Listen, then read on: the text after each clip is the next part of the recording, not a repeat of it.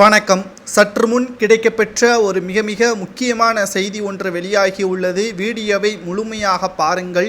கடும் கோபத்தில் இருக்கக்கூடிய உதயநிதி, அமைச்சர் பொன்முடி அவர்களும் அமைச்சர் KN நேரு அவர்களும் திராவிட முன்னேற்ற கழகத்தின் இளைஞர்களை அவமானப்படுத்தும் விதமாக அவரது பேச்சுக்கள் தற்பொழுது பூகம்பமாக திமுகவில் வெடித்துள்ளது.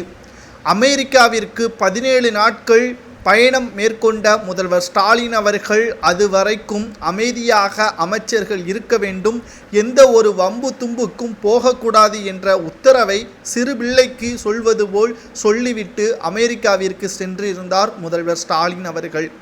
ஆனால் தளபதி விஜய் அவர்கள் தமிழக வெற்றிக் கழகத்தின் அடுத்தடுத்த அப்டேட்களை வெளியிடக்கூடிய நிலையில் திமுகவில் இளைஞர்கள் அதிகமாக இருந்தால் மட்டும்தான் திமுக அடுத்த கட்டத்திற்கு செல்லும் என்ற ஒரு கேள்வியும் இந்த இடத்தில் பேசப்படுகிறது.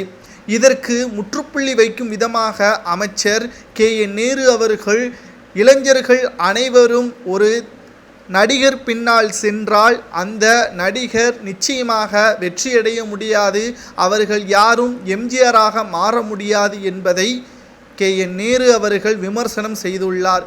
உதயநிதி ஸ்டாலின் அவர்களும் ஒரு நடிகர் தான் என்பதை KN நேரு அவர்கள் மறந்துவிட்டாரா, அல்லது விஜயையும் உதயநிதி ஸ்டாலின் அவர்களையும் தாக்குகிறாரா என்ற ஒரு கேள்வியும் தற்பொழுது எழுப்பப்படுகிறதல்லவா. இதற்கு மிக முக்கியமான காரணம் திமுக அடுத்த கட்டம் உதயநிதி ஸ்டாலின் அவர்களுக்குத்தான் என்பது மாற்று கருத்து கிடையாது. ஆனால் தற்பொழுது இதற்கு போர்க்கொடிகளை தூக்கும் விதமாக மறைமுகமாக உதயநிதி ஸ்டாலின் அவர்களை எதிர்க்கிறதா KN நேரு மூத்த அமைச்சர்கள் என்ற ஒரு செய்தியும் இதன் மூலமாக பார்க்கப்படுகிறது. இதற்கு பதிலடி கொடுக்கும் விதமாகத்தான் உதயநிதி ஸ்டாலின் அவர்கள் ஒரு மேடையில் பேசியிருக்கிறார். அரசியல் கட்சியின் மூத்த தலைவர்கள் ஓய்வெடுத்து இளைஞர்களுக்கு வழிவிட வேண்டும், இல்லை என்றால் உத்வேகம் இருக்காது, வண்டியின் இன்ஜினில் கோளாறு ஏற்படும் என்பதை சாடை மாடையாக சுட்டிக்காட்டியுள்ளார். இதனால் அரசியல் வட்டாரத்தில் மிக பெரிய அளவில் திமுகவில் குழப்பங்கள், அதாவது அதிமுகவில் இருப்பது போல் திமுகவிலும் 2 அணியாக அல்லது 3 அணியாக பிரிவு தொடங்கிவிட்டால் 2026இல் என்னதான் நடக்கும் என்ற மிகப்பெரிய ஒரு கேள்வியும் இதன் மூலமாக பேசப்படுகிறது.